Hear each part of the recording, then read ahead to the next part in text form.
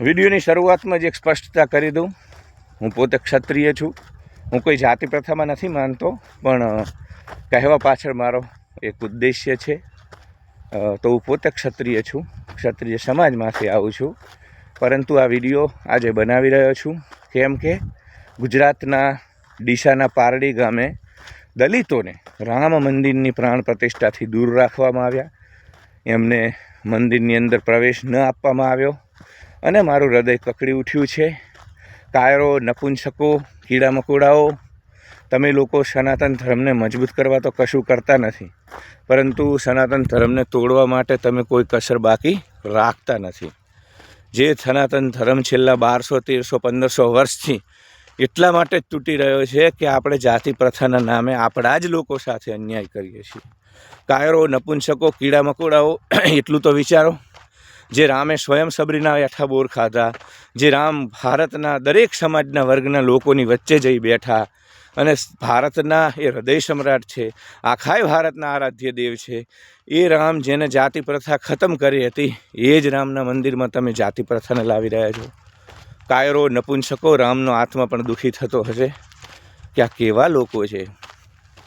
સનાતન ધર્મ અફઘાનિસ્તાન સુધી હતો, ઇન્ડોનેશિયા સુધી હતો, પરંતુ કાયરો, નપુંસકો, કીડા મકોડા જેવા લોકો તમારી આ હલકી નિમ્ન કક્ષાની માનસિકતાના કારણે સનાતન ધર્મ દિન પ્રતિદિન તૂટી રહ્યો છે.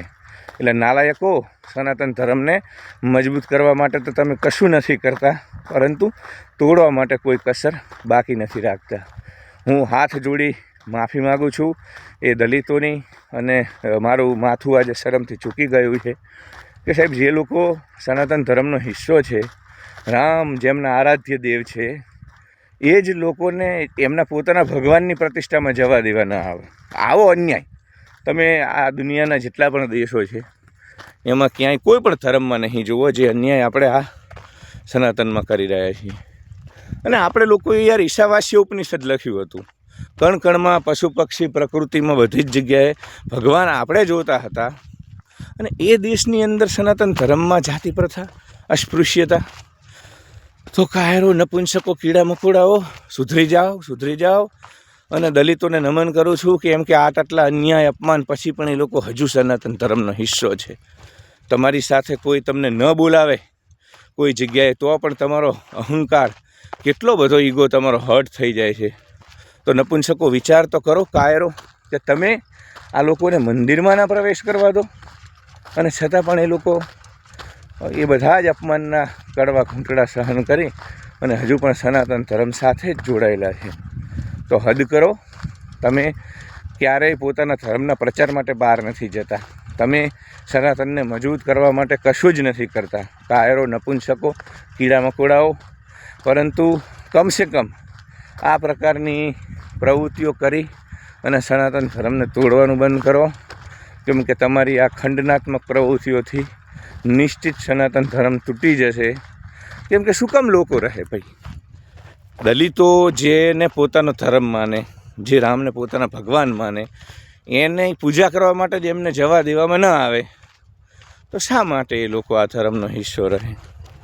એટલે મજબૂત કરવા તો આપણે કશું નથી કરતા આપણા ધર્મને, પરંતુ આ પ્રકારની પ્રવૃત્તિઓ ભાઈ, સોમનાથની સખાવતે અમીરસિંહ ગોહિલ ચડ્યા ત્યારે કોઈ સાથે નહોતું ગયું. એ આ જ લોકો છે બધા, એ આ જ લોકો જે આ રાષ્ટ્ર ઉપર, આ દેશ ઉપર ક્યારેય કોઈ મુસીબત આવે તો એનો હિસ્સો નથી બનતા, પણ આ પ્રકારે જાતિ પ્રથાના નામે, અસ્પૃશ્યતાના નામે સનાતનને તોડવામાં કોઈ કસર બાકી નથી રાખતા. તો કાયરો, નપુંસકો, સનાતન ધર્મ બિલકુલ આવો નહોતો, બિલકુલ આવો છે નહીં.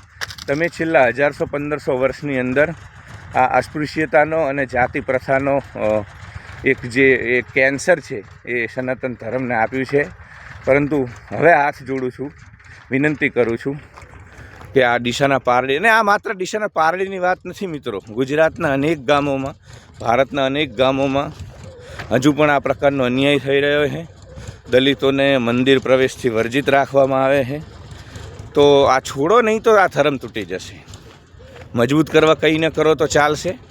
9 વાગે એસી ચાલુ કરી ગોદડું ઓઢી સૂઈ જાઓ, પણ કમસે કમ સનાતન ધર્મને તોડવા માટે આવી ખંડનાત્મક પ્રવૃત્તિઓ ન કરશો.